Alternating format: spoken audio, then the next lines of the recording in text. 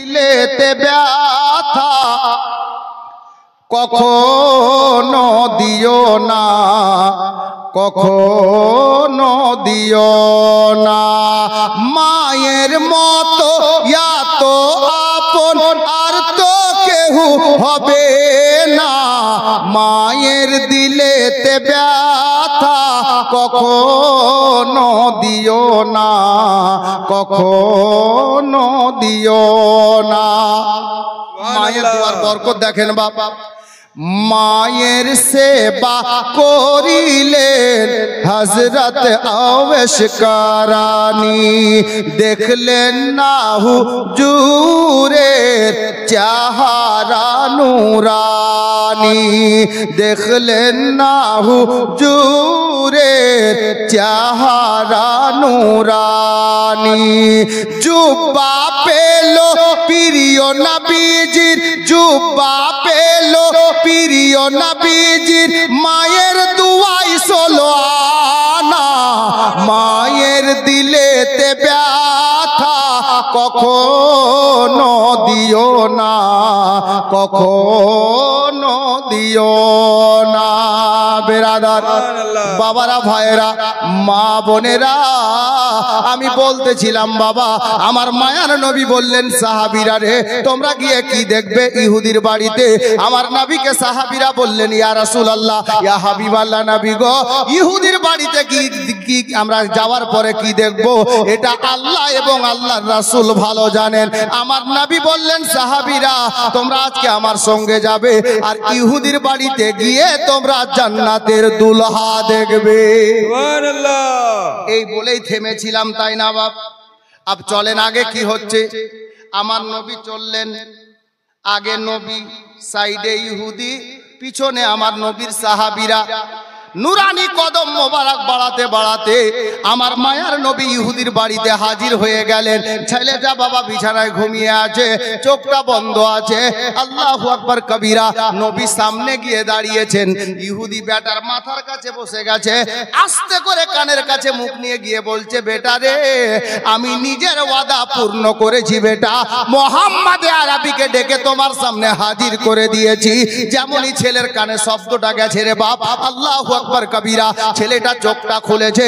যেমনই চোখটা খুলেছে ছেলেটা দয়ার নবীর নুরানি চেহারা দেখতে পেয়েছে। আর এই অসুস্থ ছেলের মুখের মধ্যে মুচকি হাসি বেরিয়ে গেছে। খাবার খেতে পারছে না, লিকুইড জাতীয় খাবার, মানে তরল জাতীয় পানি জাতীয় খাবারগুলোই যাচ্ছে। নবীকে দেখে মুচকি হাসছে, চোখ খুলে দেখছে আমার নবী সামনে দাঁড়িয়ে। ইয়া রাসূলুল্লাহ আপনি চলে এসেছেন? হ্যাঁ বাবা আমি চলে এসেছি। হ্যাঁ রে শুনলাম তোর বাবা বলল তুই নাকি আমাকে দেখার জন্য ডেকে পাঠিয়েছিস। ছেলেটা বলছে ইয়া রাসূলুল্লাহ, ইয়া হাবিবাল্লাহ নবী গো,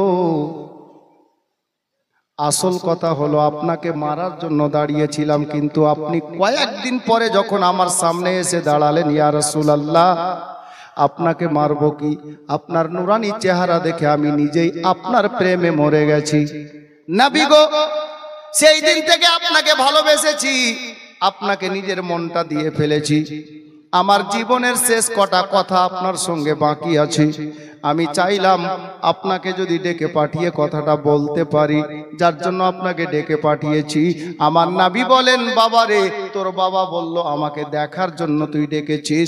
বলে ইয়া রাসূলুল্লাহ যদি বাবাকে কথাগুলো বলতাম, আমি তো চলতে পারি না, আমার বাবা ইহুদি, কথাগুলো বললে পরে আপনাকে হয়তো ডেকে দিত না, যার জন্য দেখার কথা বলে আপনাকে ডেকে পাঠিয়েছি।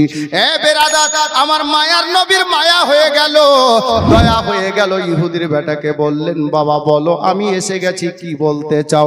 এ বেরাদার মা বোনেরা, ওই ইহুদির জওয়ান বেটা বলতে লাগলো ইয়া রাসূলুল্লাহ, ইয়া হাবিবাল্লাহ নবী গো,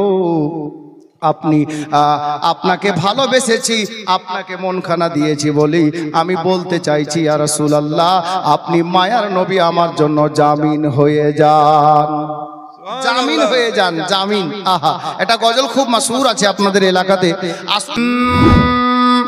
उसके करमों के सब है भिखारी, क्या राजा महाराजा है, क्या राजा महाराजा उसके करम के सब है भिखारी, क्या राजा महाराजा है। कुर्सी पर कोई भी बैठे राजा तो मेरा ख्वाजा है, राजा तो मेरा ख्वाजा है, राजा तो मेरा ख्वाजा है। ख्वाजा गरीब नवाज। सुभान अल्लाह, अल्लाह अकबर, या रसूल अल्लाह, जिंदाबाद जिंदाबाद, अल्लाह अकबर। कुर्सी पर कोई भी बैठे राजा तो मेरा ख्वाजा है, राजा तो मेरा ख्वाजा है। ख्वाजा गरीब नवाज के आहा हैदर का लाडला है, ओ जहरा का लाल है।